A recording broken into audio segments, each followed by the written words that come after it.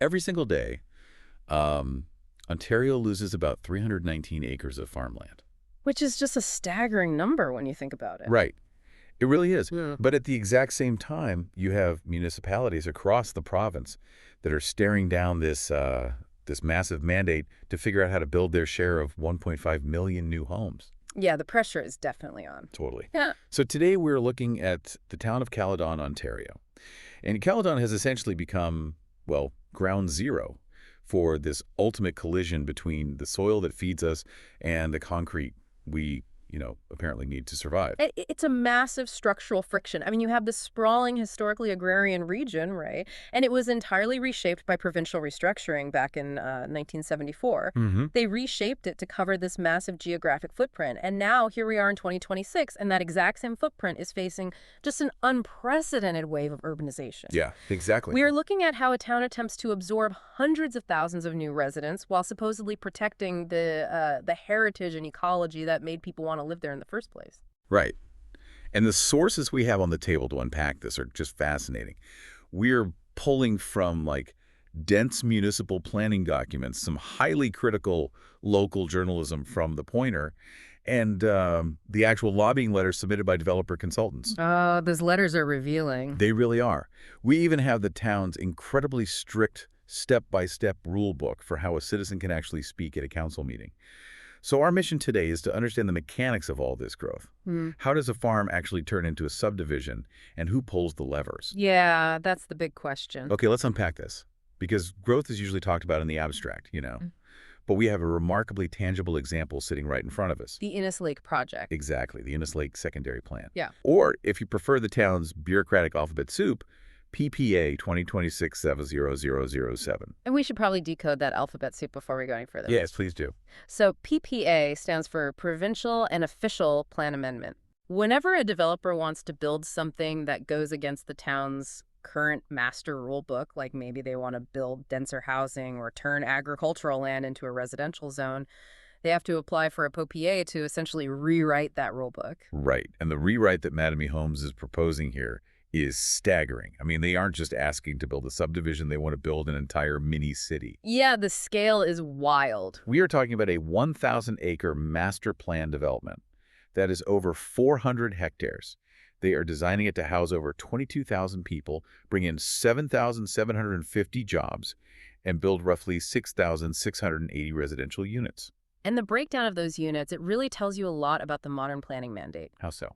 Well, they're aiming for 50% detached and semi-detached homes, 25% street townhouses, and the rest is split between stacked townhouses and apartments. Okay, so a pretty big mix. Exactly. And they're also mandating that 10% of those detached and semi-detached units must be constructed to accommodate secondary units. Think like garden suites or basement apartments to help with affordability. Yeah, the developers are baking density and diverse housing options into the blueprints literally from day one. I mean, it feels exactly like someone playing SimCity. Just dragging a massive residential zone over an agricultural map and hitting build. That's a great way to put it. But wait, how does a developer just declare they are ready to construct a city of 22,000 people right now?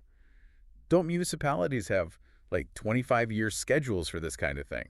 They do. It is exactly like SimCity, except the cheat codes are written by planning consultants. Oh, wow. Yeah. This comes down to the mechanics of what Caledon called its Growth Management and Phasing Plan, or the GMPP. The GMPP. Okay. Right. This is essentially the town's formula for deciding what land gets urbanized in Phase 1, which is roughly, 2026 to 2036, Yeah. and what gets pushed into the waiting room of Phase 2, which looks way out to 2051. So Mattamy actively maneuvered to get Innis Lake into Phase 1. They absolutely did. We have the 2024 lobbying letter from their planning consultants, Malone Given Parsons, and they didn't just ask nicely, No, they brought receipts. Exactly. They systematically proved they hit every metric on the town's GMPP rubric.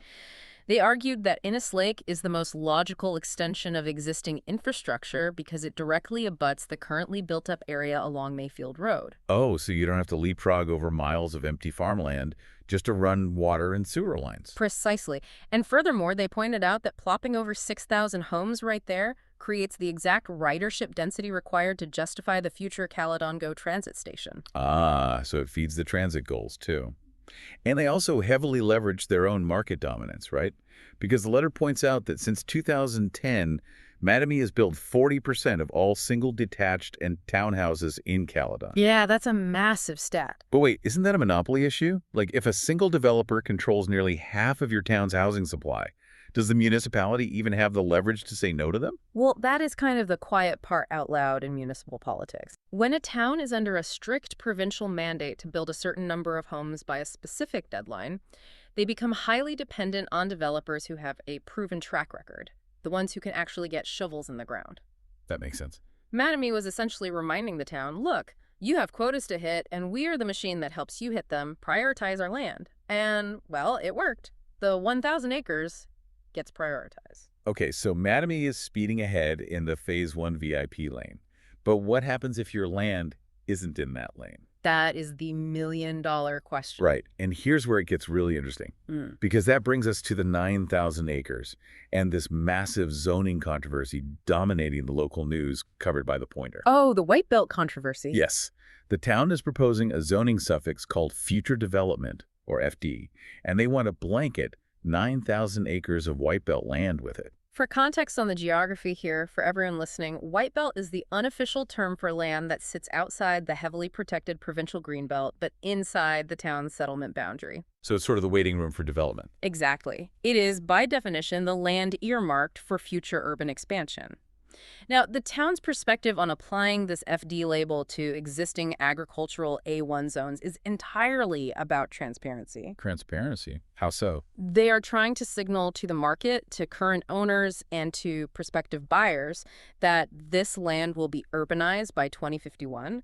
They want people making financial decisions with their eyes wide open. I mean, it sounds like the town is putting a condemned or, like, moving soon sign on 9,000 acres of perfectly good working farmland just to warn future buyers. That's certainly how the critics see it. Yeah, advocacy groups like Democracy Caledon and former provincial planner Victor Doyle argue it's wildly premature, and the backdrop to this is super vital. The strong mayor powers. Exactly. In 2024, Mayor Annette Groves utilized provincial strong mayor powers to unilaterally fast-track development approvals for roughly 35,000 homes. Which was incredibly controversial. Highly controversial.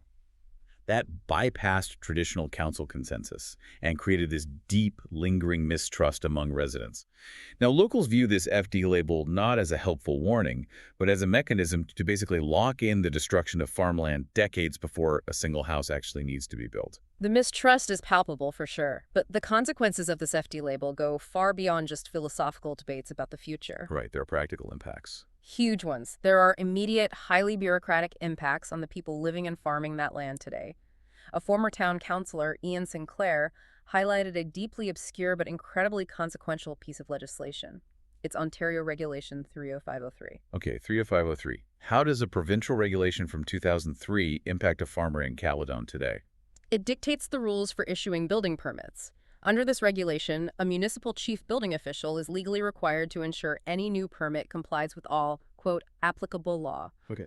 If the town slaps an FD suffix onto a working farm, the zoning suddenly dictates that any new structure must consider long-term planning objectives. Meaning, it can't get in the way of a future subdivision. Precisely. Let's say a farmer on that A1 FD zoned land needs to build a new silo, or a homeowner wants to put an addition on their house. Just standard upgrades. Right. They go to the town for a standard permit. But now the building official has to look at the master plan and ask, will this new silo block a future 4-lane road that might be built here in 2045? Wow. The official's hands are tied by provincial law, so the permit gets delayed, subjected to massive engineering reviews, or denied outright. That essentially freezes the property in time. I mean, if you can't modernize a farm, you can't run a farm. Sinclair points out it even impacts financing. Really? How? Imagine going to a bank to secure a 25-year mortgage or an agricultural loan for heavy machinery.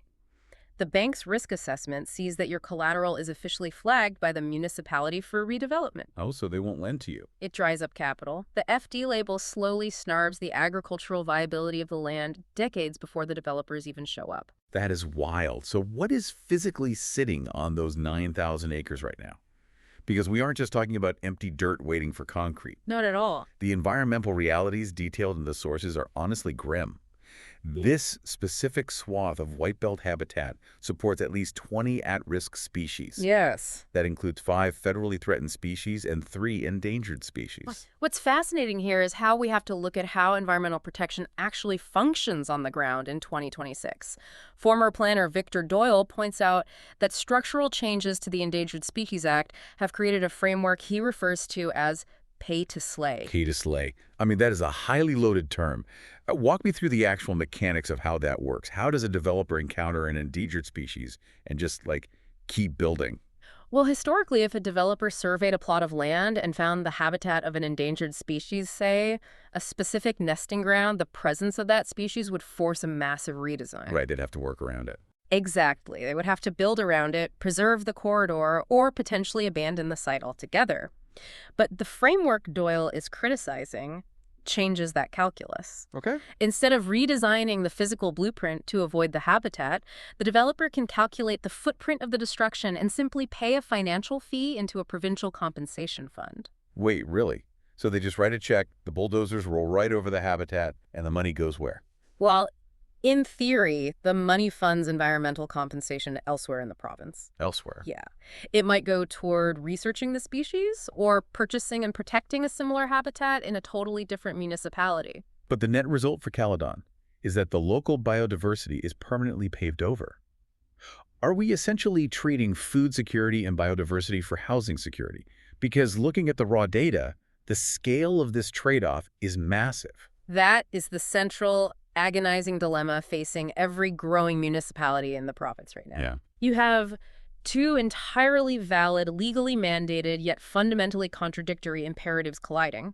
On one side, you have the provincial push to build complete communities. Like Innis Lake. Yes, the Innis Lake project is designed with mid-rise urban corridors, transit hubs, neighborhood centers.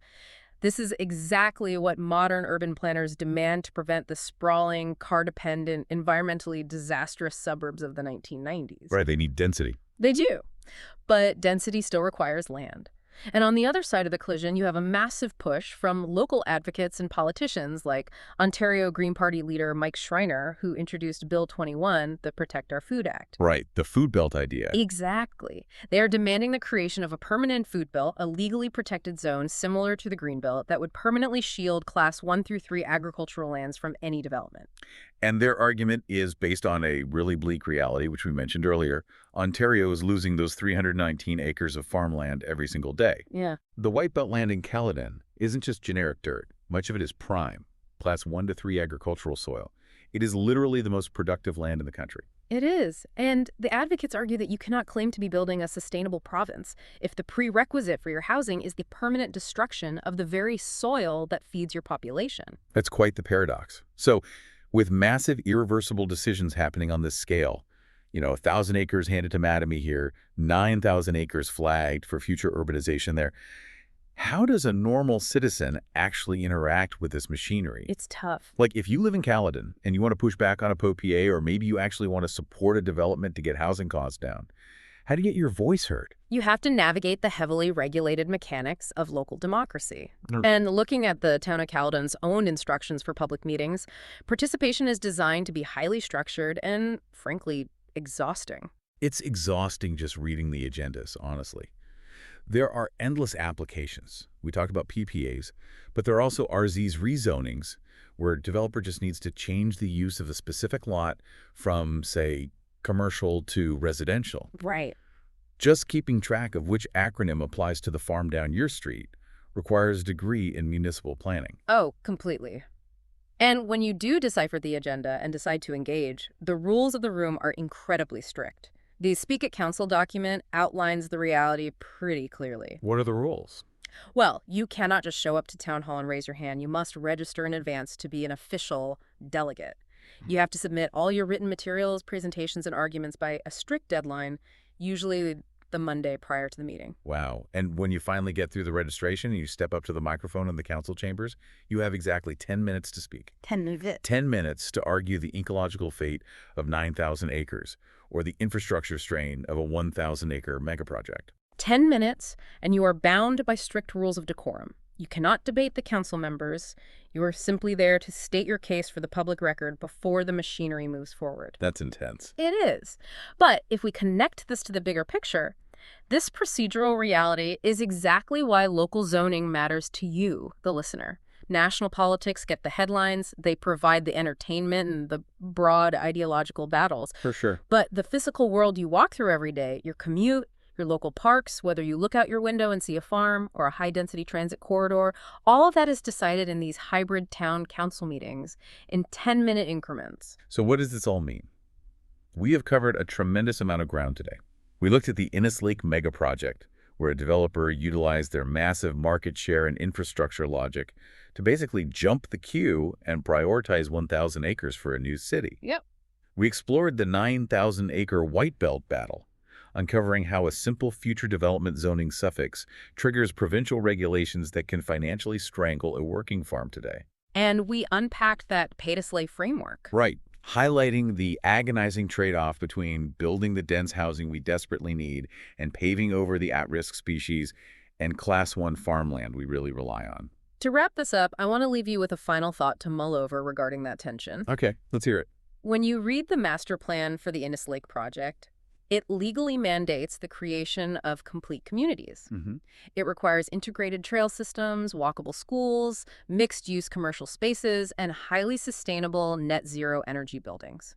It is, by all modern architectural metrics, the blueprint for a perfectly sustainable urban future. It is exactly what we are told we need to be building. But if the foundational requirement for building this new, perfectly planned, sustainable community is the permanent destruction of centuries-old, Class 1 farmland, the exact ecosystem that naturally sustains us, can we ever truly call that community complete? Oh, wow.